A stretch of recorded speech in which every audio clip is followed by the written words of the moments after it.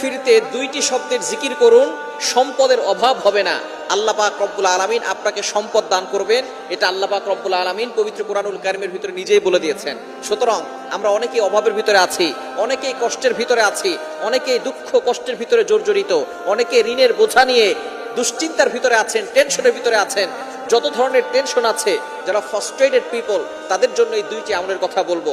আমি নিজে করে উপকার পেয়েছি, যাদেরকে এই আমলগুলো বলেছি তারাও অনেকটা উপকার পেয়েছে, এবং নবীজি সাল্লাল্লাহু আলাইহি সাল্লাম নিজেই কথা জানিয়ে দিয়েছেন উপকারের কথা।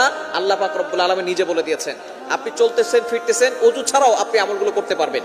একেবারে সহজ দুইটি আমল। নাম্বার 1, এক নাম্বার আমল হচ্ছে ইস্তেগফার। আস্তাগফিরুল্লাহ, আস্তাগফিরুল্লাহ, আস্তাগফিরুল্লাহ। এই শব্দ কি অনেক কঠিন। আস্তাগফিরুল্লাহ পারে না এটা কিন্তু কোনো মুসলমান নাই যারা আস্তাগফিরুল্লাহ পড়তে পারে না। সবাই আমরা আস্তাগফিরুল্লাহ পড়তে পারি। এর উপকার কি কি আল্লাহ পাক রব্বুল আলামিন নিজে বলছেন। কোরআন খুলেন 29 নম্বর